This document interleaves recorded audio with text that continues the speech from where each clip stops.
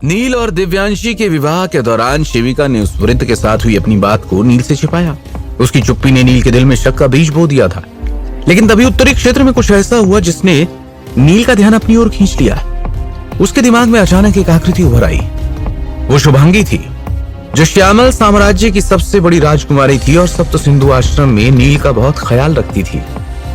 उत्तरी क्षेत्र छोड़ने के बाद नीलिमा की वजह से नील को बिल्कुल भी समय नहीं मिला, इसलिए वो शुभांगी और अपने पुराने साथियों से मिलने के लिए वापस जा ही नहीं पाया।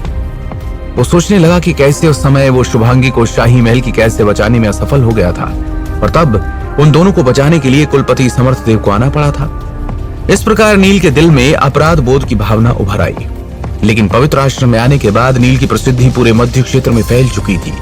ऐसे में उसकी बढ़ती प्रतिष्ठा ही शुभांगी की सुरक्षा के लिए पर्याप्त मानी जा सकती थी।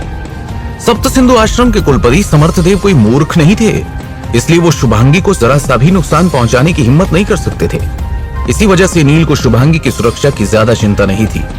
लेकिन उत्तरी क्षेत्र में लौटने का उसका वादा अब तक टलता रहा था, लेकिन शायद अब नील के पास वहां लौटने का मौका होगा।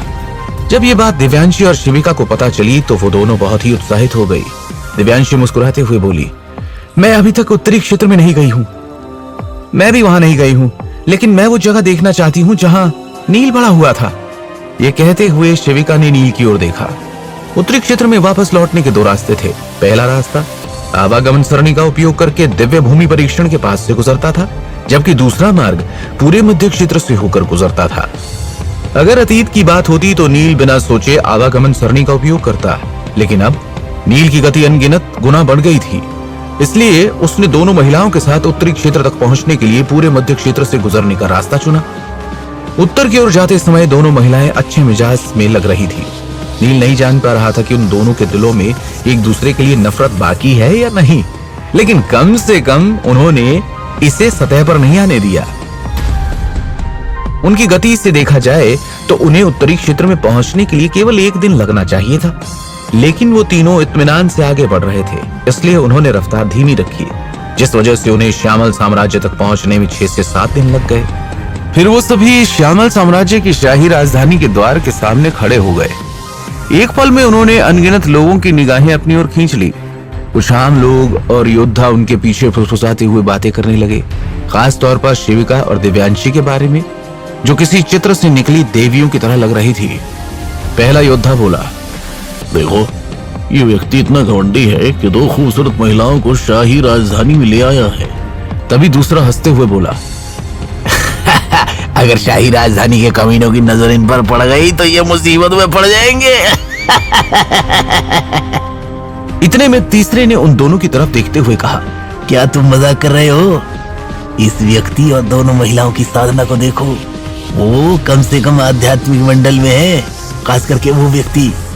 वो असीम शक्ति का धनी योद्धा लगता है।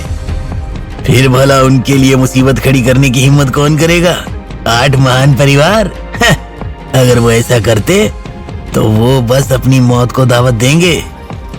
नील को इन लोगों की बातों की बिल्कुल भी परवाह नहीं थी। वैसे भी उत्तरी क्षेत्र में योद्धाओं का उच्चतम स्तर भी महज पृथ्वी मंडल ही था, और संपूर्ण उत्तरी क्षेत्र में सबसे शक्तिशाली योद्धा सप्त सिंधु आश्रम के कुलपति समर्थ देव थे।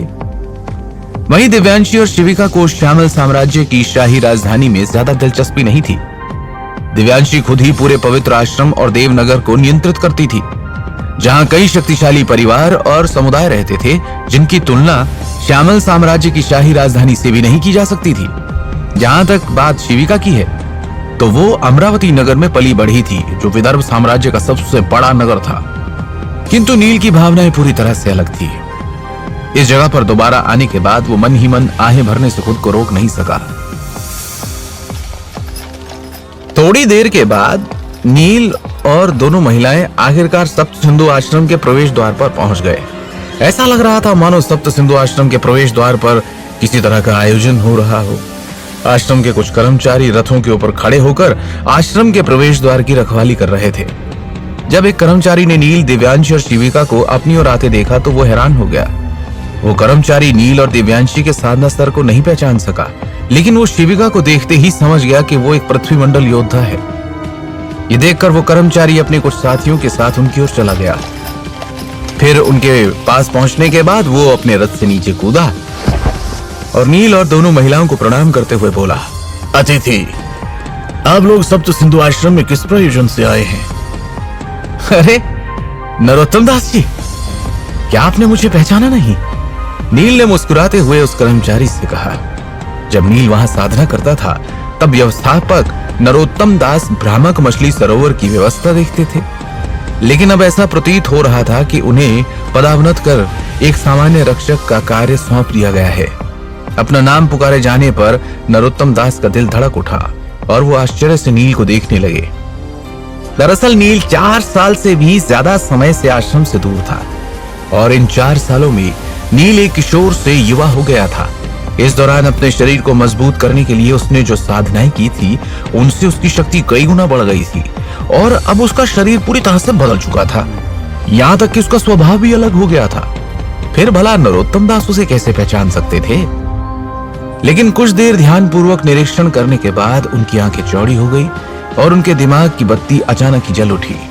नील!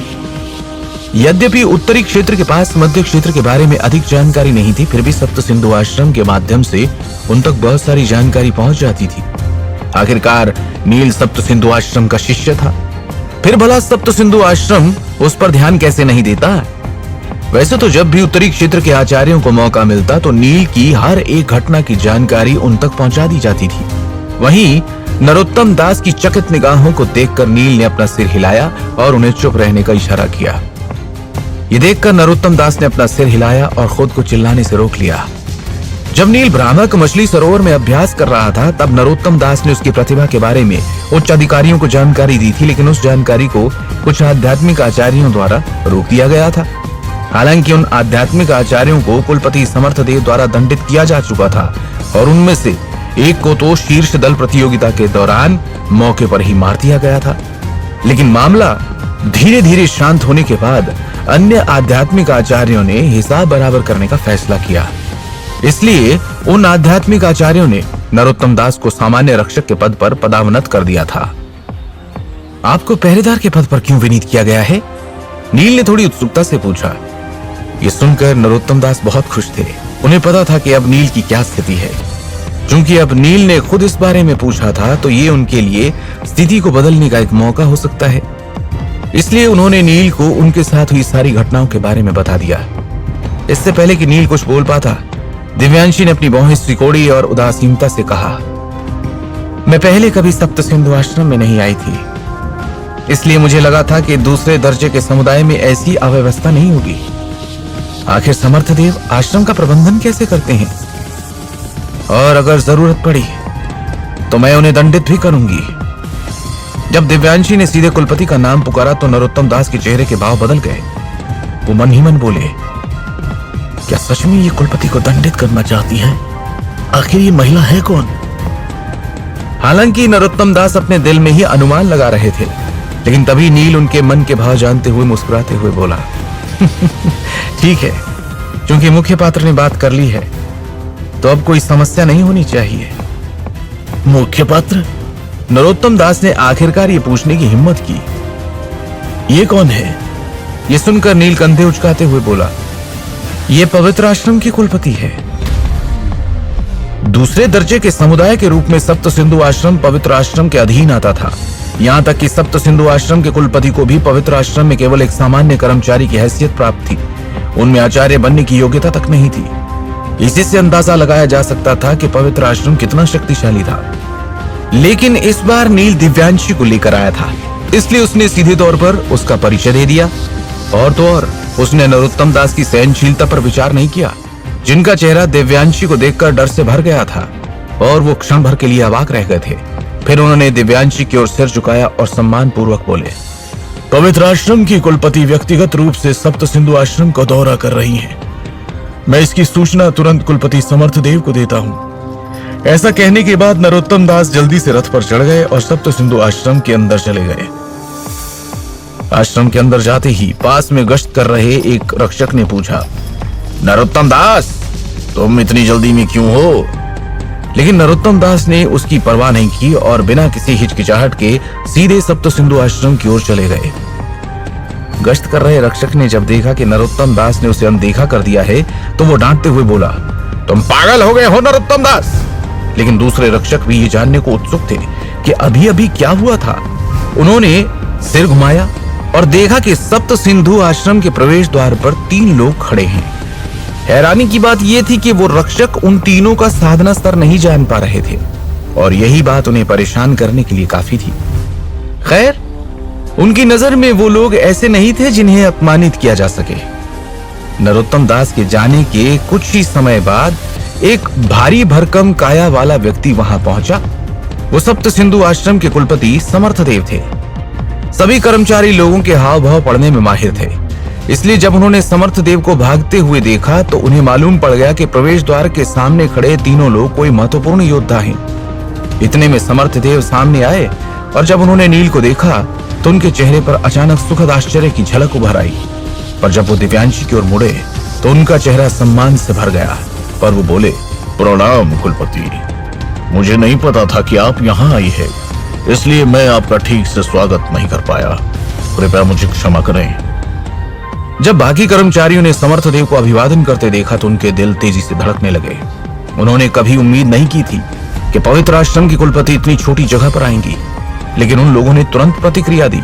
वो जल्दी से समर्थदेव के पीछे चले गए और दिव्यांशी के सामने झुककर अभिवादन करते हुए बोले, प्रणाम कुलपति। ठीक उसी समय नरोत्तम दास भी वहां पहुंच गए। वो रथ से नीचे कूदे और बाकी लोगों के साथ खड़े हो गए। तभी दिव्यांशी ने समर्थदेव से नरोत्तम दास के मामले की जानकारी मांगी। इस पर समर्थदेव बुरी तरह से गुस्सा हो गए। उन्हें लगा कि उनका सिर सुन्न हो गया है। अचानक उन्हें याद आया कि नरोत्तम दास की घटना नील से जुड़ी थी। उस समय उन्होंने वास्तव में कुछ आध्यात्मिक आचार्यों को कड़ी सजा दी थी, लेकिन वो कमीने आध्यात्मिक आचार्य 8 महान परिवारों से जुड़े थे और ऐसे में उन्हें दबाना उचित नहीं था। वहीं नरोत्तम दास के पास कोई मजबूत पृष्ठभूमि नहीं थी, इसलिए पूरी संभावना थी कि उन आध्यात्मिक आचार्यों ने उनसे बदला लिया था।